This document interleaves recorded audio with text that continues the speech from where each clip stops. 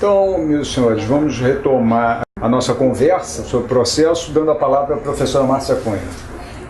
Professor, eu gostaria de saber do senhor, tanto a hipótese do artigo que nós estávamos tratando antes, que era o 334, a questão da determinação que o Código faz, que o juiz designe a audiência de conciliação, como também a que está no artigo 356, que fala sobre a determinação do juiz de prolatar a sentença parcial de mérito, a decisão parcial de mérito e julgar de uma vez o processo. Me parece, nessas duas hipóteses, exatamente aquilo que o senhor já falou aqui para nós, da existência de um recurso que será inútil, porque apesar de não precluir nessas duas hipóteses essas decisões, negando a audiência e negando a sentença parcial de mérito, a decisão parcial de mérito,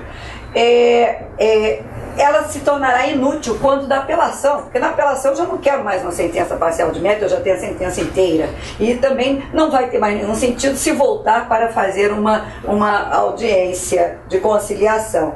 Então, se o senhor acha que nessas hipóteses seriam hipóteses de agravo de instrumento ou de mandado de segurança, e chamando-lhe a atenção, professor, que eu vi algumas hipóteses nesse código, e essa do 356 é uma delas, e que o código, na minha opinião, tem um certo problema, porque ele admite o agravo quando a decisão é num sentido e não admite o agravo quando a decisão é no outro sentido. Quando defere, cabe agravo, quando indefere, não cabe coisa nenhuma, como é o caso do 356. Se o juiz julgar o mérito, cabe o agravo. Mas se ele se recusa a julgar, não cabe recurso. Pelo menos não está no rol taxativo do 1015. Gostaria muito de ouvir sua opinião sobre isso. Olha, mas só voltando para a gente, aquela última colocação do Ayub, né, que a gente falou rapidinho no fim do segundo bloco, o que me parece é aquilo que eu falei, quer dizer, que permeou, que inspirou o legislador a tratar da audiência de conciliação são razões de ordem pública. Isso está intimamente ligado ao propósito de fazer um processo mais célere, diminuir a litigiosidade, né, que é obviamente excessiva. Então eu não vejo razão nenhuma para não concluir, embora eu não tivesse pensado, confesso, no assunto, que essa matéria não pudesse ser trasladada para o tribunal e o tribunal mandar fazer. Porque se não mandar fazer, e aí volta um pouco aquilo que nós já dissemos, enquanto os tribunais, e se o STJ não fizer isso, que demora mais para fazer, até pela logística da coisa, que os tribunais locais o façam, fica uma coisa completamente solta, como está em São Paulo. 90% dos processos de tramitação em São Paulo, a audiência de conciliação é pura e simplesmente ignorada. Se os tribunais não derem esse puxão de orelha, essa norma vai ficar absolutamente esquecida. E, professor, na decisão eu coloquei exatamente por se tratar de uma questão de ordem pública. Por isso a conheço, o efeito translativo. Pois é. Então, eu copiei exatamente o que o senhor acabou de falar. Então estamos inteiramente de acordo. Agora, o outro problema é o desrespeito a essas hipóteses em que a lei diz só de um jeito e não diz do outro, né? Por exemplo, o julgamento de mérito. Mas quando não julgar o mérito e for caso de julgamento de mérito, aqui me parece inevitável ter que admitir o agravo do instrumento, né? Porque se você não admitir o agravo do instrumento nessa hipótese, fica absolutamente inócuo. Quer dizer, você tem direito ao julgamento de mérito, para o outro pedido tem que haver dilação probatória, e esse foi um ponto em que o Código foi bem expresso, né? Esse foi um dos pontos em que o Código foi bem expresso, com o propósito de derrubar a jurisprudência do Superior Tribunal de Justiça, no sentido de que não podia haver julgamento parcial de mérito. O Supremo já havia decidido nesse sentido, mas o Superior Tribunal de Justiça, à luz do Código passado, ainda resistia, dizendo que a sentença tinha que vir uma vez só e julgar o mérito uma vez só, que não era possível julgamento parcial de mérito. Aí o Código tem lá na rescisória, ele diz que cabe rescisória de capítulo da sentença, aqui ele diz que cabe julgamento parcial de mérito. Quer dizer, foi uma modificação que o legislador se empenhou em deixar marcada aqui e acolá em diversos pontos do Código. Admitir que não caiba agravo de instrumento nessa hipótese me parece francamente absurdo. Como também me parece francamente absurdo, embora aqui a lei não seja muito clara, na hipótese de rejeitar a alegação de prescrição, me parece a mesma coisa, porque o código tem uma redação um pouco diferente do que era o código passado. Então, decidiu acerca de prescrição é matéria de mérito, seja para acolher, seja para rejeitar. Exatamente. Agora, até aproveitando também a pergunta, alguns dias atrás foi colocada uma pergunta num curso: por que cabe o agravo quando se exclui um litisconsorte e por simetria não cabe quando inclui? Pegando mais ou menos a minha opinião, professor, não sei se o senhor concorda ou não, é porque se para excluir não traz prejuízo, para incluir traz problemas, porque se trata de um litisconsórcio necessário, por exemplo, ou a sentença será nula, a depender do caso, ou será ineficaz. Por isso que nessa hipótese, a meu juízo, não caberia. Não sei se é a sua opinião. Excluir, caberia agravo, porque se exclui aquilo que não pode excluir, tem que ter o agravo. Mas incluir não traria prejuízo, então não caberia agravo. Eu acho que também, Ayub, porque o direito de ação é da parte. Se ela já incluiu e está excluindo, ela tem o interesse de agir aí, de recorrer. Agora, se ela não inclui... consórcio necessário, perdão, desculpe interromper, sou um necessário em que a parte não possa ser excluída, porque dará ou nulidade, dependendo do caso, ou ineficácia, dependendo de outro, né? Se for por determinação legal, ou se for pela natureza da relação jurídica. Também. Então, como é que seria o caso, hein? Uma hipótese, por exemplo, em que há um litisconsórcio necessário e que há um pedido de exclusão de um litisconsorte. Da parte de um desses litisconsórcios. Isso. Não pode, imagine uma hipótese em que o litisconsórcio é necessário, em que não pode ser excluído, porque é um litisconsórcio, por exemplo, unitário. Vai dar nulidade ou ineficácia. Agora, incluir não traria problema, porque vai incluir alguém, se for um litisconsórcio facultativo, ou mesmo necessário, eu vejo com poucos casos, mas um litisconsórcio necessário incluir, qual o problema? Mas excluir pode trazer problema, porque poderá dar nulidade. Comprometer a sentença. Ou ineficaz. O senhor concorda com essa posição? Eu tenho uma ponderação. Porque há circunstâncias em que o litisconsórcio é necessário e que a ausência da inclusão pode gerar o mesmo efeito de nulidade do que a exclusão de um litisconsórcio que seja necessário.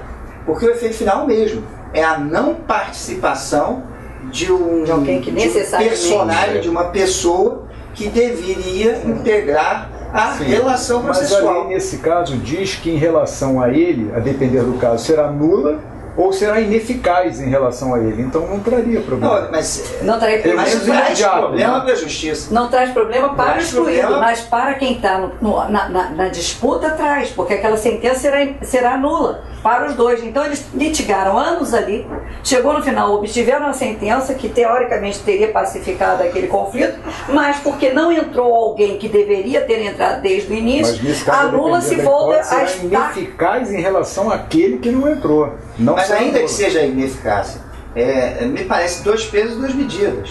Porque o efeito não vai ser a pacificação social. Porque essa questão vai ficar em aberto em relação a um personagem que integra esse contexto. Mas eu acho que não é só uma questão de ineficaz em relação a ele, não. Se for um litisconsorcio necessário, digamos, para anular um contrato, por exemplo, alguém que faz parte do contrato e que não entrou na ação. São 3 pessoas, só 2 fizeram parte da parte. Esse contrato não pode ser nulo em relação a A e B e não ser nulo em relação a C. É a nulidade integral da decisão. Ou ainda que ela não tenha sofrido uma apelação para ser anulada e já tenha passado o prazo da ação rescisória, é uma sentença inútil, porque aquele contrato ele não pode deixar de valer em relação a algumas pessoas e valer em relação a outras. Quer dizer, a gente terá uma decisão transitada em julgado, uma coisa julgada, material,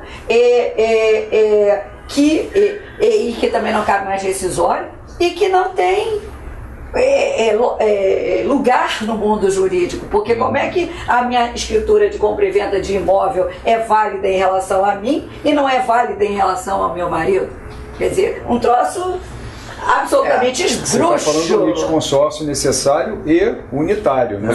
Sim. Então, por isso que tem tratamento diferente. É nisso que eu estou tocando, é esse assunto que eu estou tocando. Eu acho que aí caberia uma interpretação. Se for necessário unitário e eu pretender que sejam incluídos todos os litisconsórcios necessários, como o caso do contrato de compra e venda, Aí acho que tem que caber agravo. Sim, porque aí ele é unitário. Porque aí é unitário, Mas aí vai a gente comprometer tá a própria validade da sentença. Sendo que passa antes pelo filtro judicial, que mandará incluir porque é um litisconsórcio unitário. Pois é, mas pode acontecer o contrário também. Pode acontecer que eu queira pode ser que o juiz também não perceba e mande continuar. Aí sim caberia, ou seja, vai depender muito. Você vai ter um instrumento da mesma forma, um outro... eu não sei, me perdoem aqui se já falamos sobre a teoria da carga dinâmica da prova. Ainda não. Porque o Código prevê a possibilidade, quando se tratar da teoria da carga dinâmica da prova, não observada por algum motivo, cabendo agravo. Mas, na sua opinião, também caberia, mesmo não havendo previsão no 1015, na hipótese de inversão no Código de Defesa do Consumidor, do artigo 6º, inciso 8º, na medida em que o que justifica o agravo ali é a vulnerabilidade sob qualquer tipo de perspectiva fática, financeira ou jurídica, ou só mesmo no caso da teoria ou não observância da teoria da carga dinâmica da prova? Tanto o artigo 6º, inciso 8º e a regra do CPC são regras irmãs que permitem generalizadamente a inversão do ônus em caso de vulnerabilidade. Porque é a mesma coisa. O que está lá no Código de Defesa do Consumidor é isso. É isso. Às vezes a vulnerabilidade é técnica. Eu tenho dificuldade para produzir a prova, o outro não tem, o juiz inverte. Mas essa da exclusão do litisconsórcio é mais uma que não foi prevista aqui. Quando eu quero que seja a gente cai naquele mesmo problema. Por isso que vai ser uma interpretação extensiva, por analogia, e aí a gente abre o rol que já é restrito para mais uma hipótese que não está numa interpretação literal do texto incluído como hipótese de recurso, né? É um caminho perigoso. Eu tenho muita restrição a esse tipo de forma de legislar, em que se a decisão é num sentido, cabe o recurso, se ela é no outro sentido, não cabe. Isso, eu acho que a importância é da decisão em si, é do que se está, o fato processual, o material que se está julgando ali, e não se o juiz vai decidir no sentido A ou no sentido B. Me parece que a importância para se admitir ou não um recurso está nisso. Ou seja, a decisão, o que está sendo decidido ali, e não o conteúdo da decisão. Então, você prever recursos baseado no conteúdo, ou seja, se ele é positivo, cabe, se ele é negativo, não cabe, ou vice-versa, a chance de você deixar de fora hipóteses que são tão importantes quanto aquelas que você colocou dentro é enorme. Até porque é impossível prever as casuísticas de uma forma. O que parece, Márcia, é técnico isso. As hipóteses previstas no artigo 1015 são hipóteses em que a lei presume o prejuízo. Tá? Então, a ideia do legislador, ao fazer essa distinção, foi a de diferenciar essas hipóteses. Então, o exemplo da gratuidade de justiça. Só cabe agravo se ela for negada ou deferida e revogada. Qual é o propósito do legislador? Se a pessoa que não tem recurso, ela está sendo negada a gratuidade de justiça, ela tem um prejuízo irremediável. Eu entendo. Tá? Agora, se foi deferido, isso não traz prejuízo. Tá certo? Só que essa ideia, que em princípio seria aceitável, ela foi generalizada em muitos incisos do artigo 1015, ao meu ver, sem muito critério, causando esse tipo de confusão. Porque há outras hipóteses, em que existe esse prejuízo numa decisão e não foi previsto. Tá? Então, e como você não tem essa alternativa, que é como não era no sistema anterior, e no direito alemão e austríaco, de qualquer questão que cause prejuízo, você ter o recurso de agravo, você fica sem pai e mãe, você fica sem alternativas e a gente tem que buscar essas soluções que a gente está discutindo aqui. Né? Então, agora, eu reafirmo, eu vejo com muita preocupação esse tipo de interpretação extensiva, com base no 1015, tá? Porque eu acho que isso pode causar a ruptura do sistema. Pelo mandado de segurança. Eu acho que em todas essas hipóteses, eu até admito agravo de instrumento, mas pelo princípio da fungibilidade, que eu acho que do ponto de vista dogmático é justificável, tem começo, meio e fim, né? E também você fecha o sistema, você não rompe com a ideia que inspirou esses dispositivos. São opiniões que o tempo é que vai dizer, não tem como, né? E eu estou vendo aqui, aliás, aproveitando aqui e elogiar o belo trabalho de pesquisa que foi feito. Professor, não sei em São Paulo, e não sei muito menos no Brasil como está, né? mas no Rio de Janeiro há tantas divergências sobre interpretação extensiva ou não, mandato de segurança nem tanto, porque a maioria tende muito mais a não admiti-la somente em casos excepcionalíssimos. Mas acabei de ver um aqui de uma desembargadora notável, uma querida colega, a professora, a doutora Maria Regina Fonseca Alves. Ela diz o seguinte, sobre o assunto que falávamos no 334. Deve, no entanto, ser reformado o decisão agravado no que tange a designação de audiência de conciliação ou mediação prevista no 334 CPC de 2015. Isso porque o aludido dispositivo legal é claro ao dispor que, se a petição preencher os requisitos e não for o caso de improcedência liminar, o juiz designará audiência de conciliação ou de mediação. Na presente hipótese, estão presentes os requisitos essenciais e não ocorreu a improcedência liminar pedido, pelo que é imperativa, portanto, norma cogente, a designação no juízo ocorre, não no juízo adquém, de audiência de conciliação ou de mediação. Aí eu vou aproveitar, eu vou formular uma pergunta que eu já adianto que eu particularmente não vejo nenhuma dificuldade, e até penso que nós ganharíamos muito tempo com isso, né? E atenderíamos por isso o propósito legal de garantir a efetividade e a celeridade, a redução de litigiosidade e todos os princípios que inspiram o novo Código de Processo Civil. Mas por que, como alguns defendem, não admitir, se o juiz não a realizou no momento oportuno no primeiro grau, que se faça em segundo grau essa sessão, seja ela de mediação ou seja de conciliação? Até porque a própria lei, ela diz que a qualquer momento pode ser realizada. E a qualquer momento, a meu juízo, a meu sentir, não parece que se limita ao primeiro grau de jurisdição. A qualquer momento é uma forma de se estimular, e penso eu que o legislador aqui quis forçar realmente a criação de uma cultura. O senhor concorda que no segundo grau também o juiz, verificando que no primeiro grau o magistrado não realizou, seja por qualquer motivo, ele deva ou ele possa, melhor, fazê-lo no segundo grau? Acho que poder deve. Poder pode. Dever é um pouco demais, né? Eu acho que dever é um pouco demais. Acho que o código é repleto de dispositivos desse jaez, por exemplo. Ele é expresso agora, acolhendo o que já se decidia, no sentido que a manifestação do Ministério Público em segundo grau e a falta da manifestação do Ministério Público em primeiro grau era jurisprudência, hoje virou lei expressa. Né? Eu não vejo qualquer espécie de problema. Perfeito.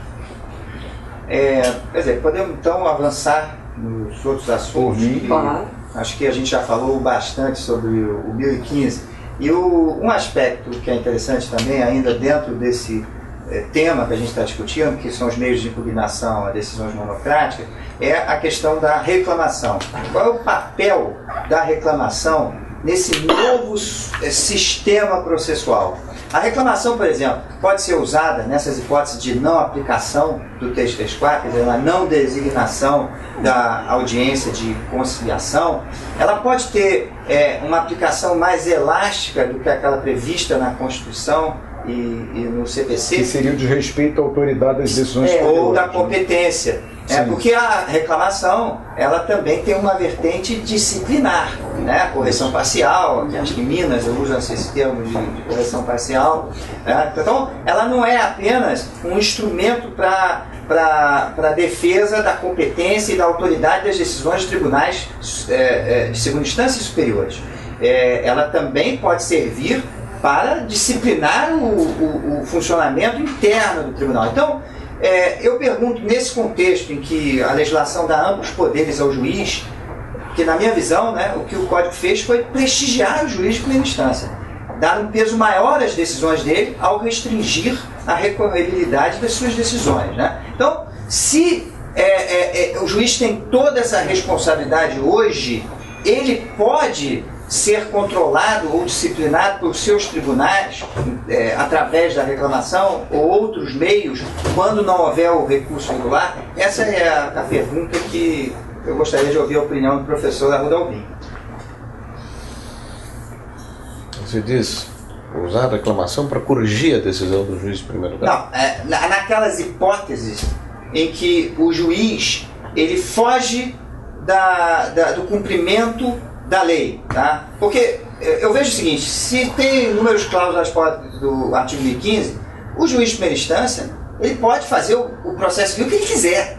Ele, por exemplo, ele pode inverter, ouvir primeiro o réu, depois o autor. Contra essa decisão, não vai ter recurso. Tá? Então você pode ter milhares de procedimentos em todo o país, dependendo da vontade e do desejo de cada juiz. Tá? Contra isso não há recurso nenhum, porque não está previsto no artigo 1015, porque não é violação de direito líquido e certo, não seria hipótese, ou porque não é teratológico, tá? Caberia uma reclamação nessa hipótese? Eu posso colocar um tempero a mais? Nós estamos nos referindo ao 988 do CPC, ou também o 988 do CPC, a previsão constitucional da reclamação como correição parcial. Isso, também. Então, os dois. Exatamente. Eu queria entender qual é a opinião do professor Arruda Alvim sobre esse uso da reclamação, se isso é possível. A reclamação ela mudou muito de feição nos últimos anos, né? A reclamação, originariamente idealizada para o STJ e para o Supremo, é para garantir a autoridade de decisão e preservar a competência. E havia uma discussão muito grande nessa época, vamos dizer 10 anos atrás, sobre a possibilidade de caber reclamação para os tribunais estaduais, né? E a grande dificuldade disso era justificar como é que essa disciplina poderia ser dada diante do artigo 22, inciso 1º da Constituição, que diz que compete à União legislar sobre matéria de processo. Então esse era o grande dilema e a dificuldade que se encontrava para justificar que coubesse a reclamação para os tribunais estaduais, ainda que nas mesmas hipóteses previstas originariamente no texto constitucional, preservar a autoridade da decisão e garantir a competência, né? Aí tem aquele célebre acórdão do Supremo, que foi relatado pela ministra Ellen Grace, onde ela abriu a possibilidade daquilo que veio a ser a resolução 12 de 2009, né, do STJ, admitindo a reclamação no caso dos juizados, né? Clarissimamente, da minha forma de entender, sem previsão constitucional, né?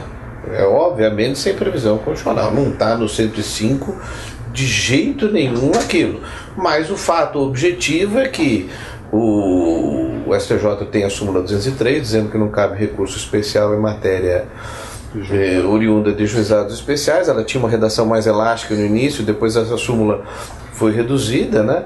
E a matéria subia toda para o Supremo, né? Eu lembro até de um trabalho que eu li onde mostrava que o próprio Supremo, quando apreciava lá no início os recursos extraordinários oriundos das turmas recursais, era bem mais condescendente com relação aos requisitos de admissibilidade quando ele apreciava recursos extraordinários oriundos dos tribunais estaduais, justamente porque não havia nenhuma espécie de controle. Mas aí então criou-se com essa resolução 12, que hoje foi transferida também aos tribunais estaduais, também eu acho que de uma forma, de uma constitucionalidade altamente questionável, a possibilidade de uma reclamação, recurso, né? Uma reclamação, na verdade, que não tem nada a ver com o texto constitucional, uma reclamação, se as outras, a doutrina tende a atribuir uma natureza de ação, nessa eu acho que não dá para dizer que é ação. Essa reclamação é recurso, tanto que ela tem prazo, a resolução do 89. Então não seria do 988 do Código de Processo Civil, que aquela é uma ação, seria a previsão constitucional de uma correção. Nós estamos falando ainda antes do Código, né? Sim, antes do Código, estou falando das duas reclamações constitucionais e depois dessa ampliação, né? E a partir daí, mesmo antes do Código, nesse julgado, a ministra Ellen Grace abriu a possibilidade de os tribunais locais estabelecerem os estados federados, que têm parte da Constituição estadual, receberem as suas disciplinares reclamações para os tribunais de justiça respectivos, né? Com o Código, eu tenho a impressão que a feição ficou mais modificada ainda, né? Quer dizer, cabe a reclamação no caso 9884 para o IRDR, para o incidente de assunção de competência, a reclamação para o RESP repetitivo e para o REST repetitivo ficou diferida, tem que exaurir as instâncias ordinárias pela 13.256 e coisa e tal. Mas o fato é que, com esse acórdão da Ellen Grace, se abriu a possibilidade dos tribunais locais disciplinarem a reclamação, né? E de uma certa forma se superou o óbice do artigo 22.1 da Constituição, que diz que compete à União legislar sobre matérias de processo, né?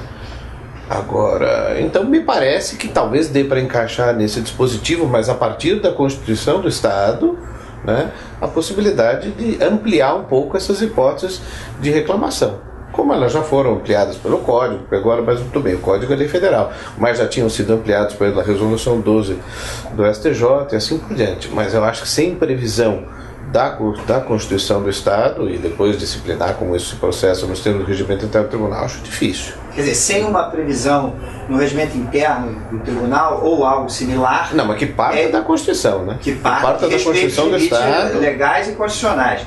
Não seria possível continuar a reclamação com essa feição. Acho difícil. Professor, eu vou pedir então que façamos mais um intervalo, vamos para o último bloco, ocasião em que vamos enfrentar provavelmente a questão do artigo 1037. Exato. Então vamos dar uma pausa agora. Vamos lá.